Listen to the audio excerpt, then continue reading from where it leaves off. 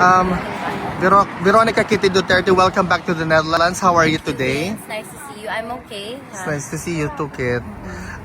Kit, you just finished your visit to your father. How is our former president generally? In general, rather, sorry. Well, actually, no. I think you know why I'm wearing shades. Because like I always say, the first visit is always the hardest. I usually wait at the corridor mismo. So, I waited for him there. Nung narinig ko kaagad yung ng pinto, tumakbo ako. He was okay, but at first I noticed that he had drier lips and skin than usual. That's why I imposed a rule today, kada inom siya ng Coke, dapat may few sips of water. And then eventually, after he finished about, say, 3 cups of water, nag-okay naman. Natakot kasi ako kasi medyo mapula yung mata niya. So sabi ko baka dry. And he just needs hydration. So, ayun. How long has it been, Kit? My last visit was around January. I don't remember the exact days. Basta around that time. But was your father very excited to see you and welcome you as well? Yes, of course. Actually, may kasalanan ako ulit na late ako. Well, to be fair, I just arrived this morning, which makes it very hectic for me. May jet lag pa ako. I overslept a bit, but nakasunod naman ako. And balita ko, I asked the guard, obviously, na kung kumain na siya. Sabi niya, wala daw, kasi 1:30 exactly siya naghintay. Sabi ko, hala. So, kaya medyo madami siyang nakain during the visit, yung pancake na gusto niya. And ayun. Kit, let's go to Davao. It's going to celebrate the Araw ng Davao, 89th, I believe. You're not going to be there during the celebration. I will be there, pero secret lang yung date. Okay. I will be there because I have a few friends organizing some events and I just want to show my support. Siyempre, Okay. I'm proud of where I come from. Do you have a message to the Davaoenos in relation to the celebration?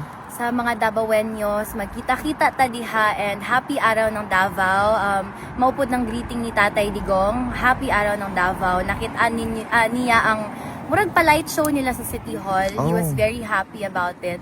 And sabi niya, he's very proud to be a Davaoeno. And he would not want any other lineage except being a Filipino daw. Kit, just a little bit political. Were you able to follow the confirmation of charges hearing? Actually, no. I'll be honest, hindi namin kaya manood. I think it's the same for the 4 of us and for my mother. We don't really watch the mismo because hindi namin kaya, honestly. It's hard for us.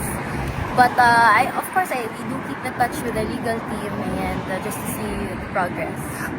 With respect to the waiver, Kit, signed by your father for not attending the hearing, sinabi niya doon na kaninyo ako magpabiling sulugoon. What do you have to say to that point of view of your father, even though he's already been incarcerated for almost a year now, but he remains faithful? Always the same. Always the same. Ana gyud siya. He rarely ever calls himself politician. Di magaling na magpatawag ng presidente sa una during his time. Ang favorite niya na ginatawag sa iya is mayor gyud. So he's the same, always the same. He calls himself public servant instead of politician or whatever he is. No problem. Kit, just to conclude this interview, just a quick interview. Do you have a message to those individuals who still continue attacking your family up until now? May it be through different means or platform? I do not because first of all, I don't give attention, time, and effort to the ones who aren't worth it. I've always been like this ever since I grew up in the public eye. I've been exposed ever since, even as a teenager, if you notice. I only speak up when it comes to defending my mother, my father, my family. But at this point, it's there. VP Sara just announced that she's running for president this 2028. And in fact, ayun, napag-usapan namin ni PRRD. May sinabi siya, sabi niya, although he is beaming with pride hearing that, he also feels for her talaga. Because he said na parang, no amount of adulation and honor could ever compensate for you know, the misery and agony daw of being president. Sabi niya, look at me now. Sabi niya, ito yung trono ko, like pertaining to the chair beside him na yung ano. But just a quick follow-up on that. What's your reaction to your sister, Vice President Sara Duterte, when she announced to run for presidency? All of us are very proud. We talked about that. But also, there's this fear inkling for her, of course. She has children who are bata pa. And, you know, that makes all of us a target. But, well, alam namin kaya niya. Siya pa ba? Diba? Alam niyo yung ugali ni VP Sara. Mas matapang pa yun sa tatay namin. Tsaka, fighter talaga. Our papa raised us to be that way, all of us. Any message to the Filipino people who still, up until now, we're almost reaching 1 year, message to them with respect to their unwavering love and support to your father? So, para sa tanan, no, to every Filipino, maraming salamat sa inyo. I don't think I can show how much I appreciate the support because obviously I cannot be everywhere simultaneously. But when I run into Filipinos, when I see them, magpasalamat yun ko. Kaya in fact, during our first time here sa Hague, last year around March, ang nagpakaon sa amo, ang nagtabang sa among transportation, puro gyud OFW. I don't think the first time na ako diri, I don't think I've ever bought food for myself.